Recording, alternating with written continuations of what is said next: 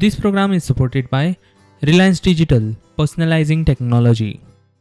Hello and welcome to Prudent Media. My name is Sachin Chatte and on this program we take a look at the latest releases. Today we will take a look at Bade Miyan Chote Miyan and Maidaan. First, let's take a look at Maidaan. Maidaan is a rare film as far as biopics and real-life inspired stories go that allows the drama and events to speak for themselves without forcefully cranking the emotional button. That has been the bane of many other films. Maidaan knows precisely how to draw the audience in and feel for the central character who did what no one has done ever since. This is the story of Syed Abdul Rahim, who is relegated to history books and sports aficionados.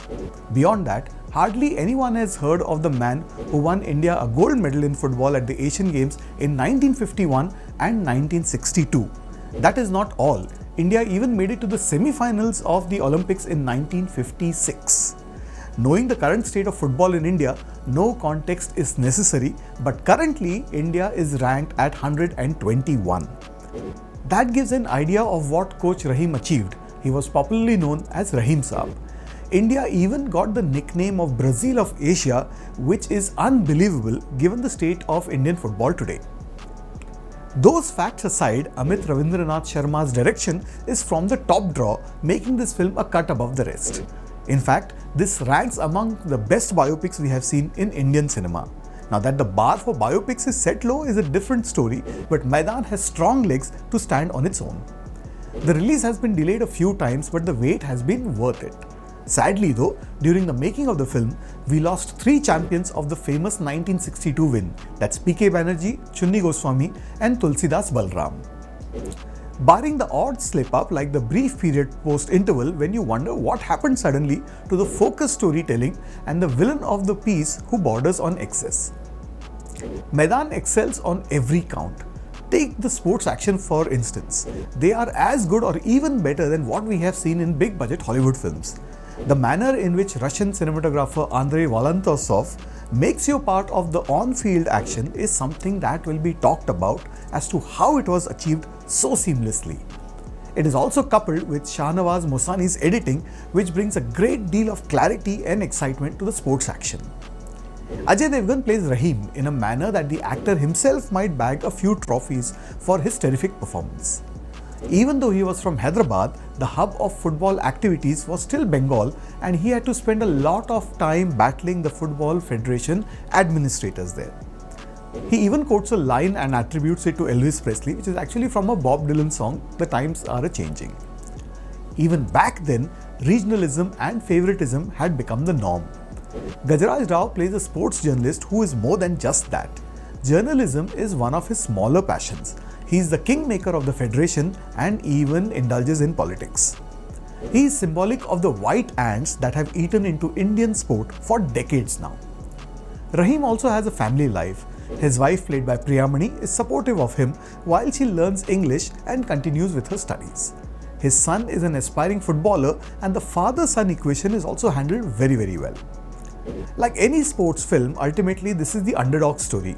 You know it will end on a high, you know there will be patriotic fervor at the end, but the manner in which it all unfolds is commendable. The acting from Devgan to the supporting cast, who have an important role to play in the scheme of things, is absolutely first-rate. On the flip side, there is too much evilness in the villain.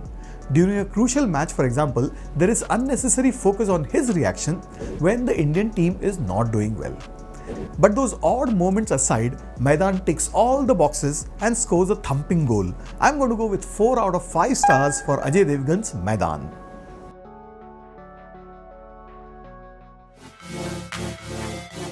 And now let's take a look at Bade Miyan Chote Miyan. One of the lines in the film says, "Hamara ego hamare talent se bada hai." And then there is another guy who says, "Your sense of humor sucks," and that pretty much reflected my sentiments as an audience while watching this film. Pitched as another of those macho action movies where the actors walk in slow motion in at least 5 different scenes, starting with their entry, Bade Miyan Chote Miyan is as deathly dull a film as they come. This is artificial filmmaking to the extent that even the desert looks like the most fake desert in the history of cinema. And I wasn't quite sure why there were bottles of liquid that looked like rasna which were hanging on top of the head of a man on a wheelchair. Presumably, they were some life-altering chemicals, but why was the color like that of those ice golas? I have absolutely no idea. The opening action sequence gives a fair idea of the shape of things to come. The Indian army is transferring an asset that can change the future of war. Since they are going on a very picturesque road with no traffic around, you can be certain that they will be attacked. But what you are not ready for is when the commander gives orders when they are being bombarded with bullets and bombs. Soldiers, attack! Soldiers, fire! Soldiers, don't fall asleep. Well, he doesn't quite say that, but I almost fell asleep. A helicopter lands and a masked man comes out of it. He says he's Pralay, instantly reminding me of Pralayanath Gendaswamy, the legendary villain from Tiranga, which was made back in 1993. Now this Pralay just walks away with the asset and flies in a helicopter all the way to UK. The Indian army now must retrieve it back, and the colonel in charge, Azad, played by Ronit Roy, knows just the two men for the job, never mind if they were court-martialed once upon a time. It is time for Bade Miyan, also known as Firoz and Freddy, played by Akshay Kumar, and Chote Miyan, who is Rakesh Rocky, played by Tiger Shroff, to make an entry. It is of course in slow motion. Through flashbacks, we learn how they were a crack team that double-handedly could take on an army. There is a particularly lackluster action scene set in Afghanistan where the two of them extract the Indian ambassador and his family that was kidnapped by militants. Now the militants are happily watching the Amitabh Bachchan Govinda starrer Bade Miyan Chote Miyan, and thankfully they were not subjected to this version. Manushi Chillar plays an agent who goes all the way to China to exchange a few sentences with a contact there before he lands in a soup, literally. There are multiple flashbacks to explain everything, and at times scenes are also repeated in case you are dozing the first time around. When the scene shifts to London to retrieve the assets stored under Waterloo Station, there is more action and more slow motion.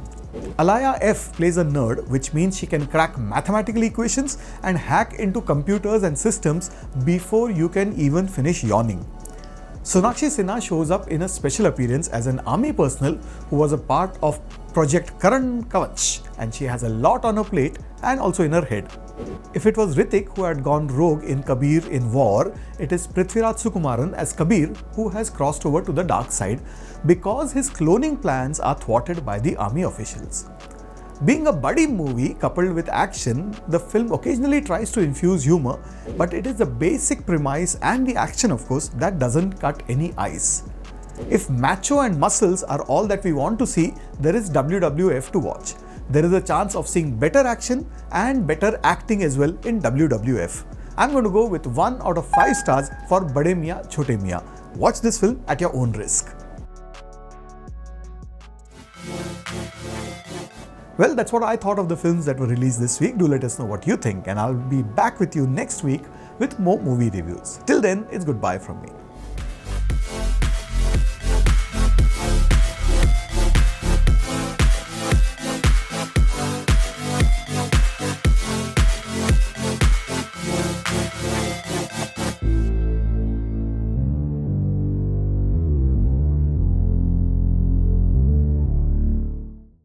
This program was supported by Reliance Digital, personalizing technology.